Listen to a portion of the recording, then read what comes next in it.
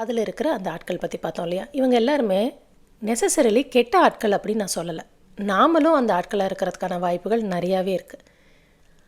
அவங்க கெட்ட ஆட்கள் இல்லை, நாமளும் கெட்ட ஆட்கள் இல்லை. ஆனால் இந்த உறவில் ஒரு பிரச்சனை இருக்குது. நம்ம கொடுத்துட்டே இருக்கோம், அவங்க வாங்கிட்டே இருக்காங்க. நமக்கு வேணுங்கிற அளவுக்கு அவங்க திருப்பி தர மாட்டேங்கிறாங்க. ஆனால் எத்தனை நாளைக்கு இப்படி போயிட்டே இருக்க முடியும்? ஆரம்பத்தில் நம்ம ரொம்ப பெருந்தன்மையோடு இது எல்லாத்தையும் நம்ம கண்டுக்காமல் விட்டுட்டு நம்ம அவங்களோட சந்தோஷமாக அவங்களுக்கு தேவையானதெல்லாம் செஞ்சுட்டு அந்த உறவை நீட்டித்துட்டே இருந்தாலும் போக போக அதில் ஒரு விரக்தி வர ஆரம்பிக்கும். அந்த கசப்பு ஜாஸ்தியாக ஆரம்பிக்கும். அதுக்கப்புறம் ஒரு நாள் டப்புன்னு அந்த உறவே முறிஞ்சு போகிறதுக்கான வாய்ப்பு இருக்குது. இதை எப்படி அவாய்ட் பண்ணலாம் அப்படின்னு பார்த்தோன்னா, இந்த ஆள் நமக்கு ஒரு உதவி கேட்குறாங்க, நம்மளை சந்திக்கணும்னு நினைக்கிறாங்க, இல்லை ஏதோ ஒன்று தேவைப்படுது அப்படிங்கும் பொழுது உடனே குதிச்சு போய் நம்ம உதவி பண்ணாமல் ஒரு நிமிஷம் யோசிச்சு நம்மளால் இந்த உதவியை செய்ய முடியுமா, இந்த உதவியை நம்ம ஏன் செய்யணும்னு உடனே முடிவு எடுக்கிறோம், அன்புனால் இதை செய்யணும்னு நம்ம ஆசைப்படுறோமா, இல்லை இதை செய்யாமல் விட்டுட்டா அவங்களுக்கும் நமக்கும் பிரச்சனை இன்னும் ஜாஸ்தி ஆகும் அப்படிங்கிறதுக்காக செய்கிறோமா, இல்லை இதை செய்யலைன்னா நம்ம மனசில் நம்மளை நாமளே நினச்சி வச்சுருக்கோமே அந்த பிம்பம் அழிஞ்சிருங்கிறதுக்காக செய்கிறோமா அப்படின்னு சொல்லிட்டு ஒரு நிமிஷம் யோசித்து பார்க்கணும். அன்புனால தான் செய்கிறேன், அவங்க திருப்பி செய்யாட்டியும் எனக்கு பிரச்சனை கிடையாது, நான் இதை செய்யணும், இது புத்தி கொள்முதல் தான் அப்படின்னு நம்ம யோசித்து பண்ணுறோன்னா தாராளமாக பண்ணலாம்.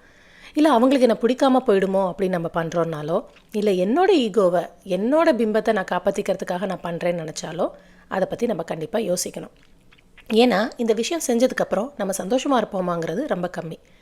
நம்மளுடைய பாத்திரம் காலியாக இருக்கும் பொழுது அதுலேருந்து யாருக்கும் வாரி வழங்க முடியாது. ஸோ இது செல்ஃப் கேர், செல்ஃப் கம்பேஷன் தானே ஒழிய செல்ஃபிஷ்னஸ் கிடையாது. இந்த மனக்கசப்பு அப்படிங்கிறது நம்ம பிரெயின் நம்மளை காப்பாற்றுறதுக்காக செய்கிற விஷயம் தானே தவிர இது ஒரு கேரக்டர் ஃப்ளா, இது ஒரு குறை கிடையாது. எல்லார்ட்டையும் மனக்கசப்பாக இருக்க என்ன மனுஷினி அப்படி நம்மளே திட்டிக்கணுங்கிற அவசியம் கிடையாது. ஏன்னா நம்ம மூளை இதுக்கு முன்னாடி நடந்த விஷயங்கள் எல்லாத்தையும் ஸ்கேன் பண்ணி நீ அடிபட போகிற, விழுந்துட போகிற, பிரச்சனை வரப்போகுது, அழப்போகிற அப்படின்னு தெரிஞ்சுட்டு தான் அது இந்த மனக்கசப்பையே முதல்ல கொண்டு வருது. அதனால் அதை நம்ம கண்டிப்பாக லிசன் பண்ணணும்.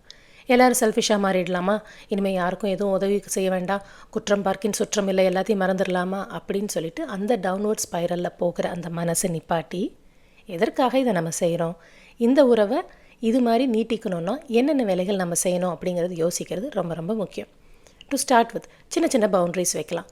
நான் இந்த விஷயத்துக்கு நோ சொன்னேன்னா அவங்களுக்கும் எனக்கும் பிரச்சனை வந்துடும் அப்படின்னு நம்ம நினச்சோன்னா பரவாயில்ல, என்ன மாதிரி பிரச்சனை வரும், அதை எப்படி அவாய்ட் பண்ணலாம் அப்படின்னு தெரிஞ்சுட்டு அந்த நோவை சொல்லலாம். நமக்கான பவுண்ட்ரிஸை நம்ம செட் பண்ணலாம்.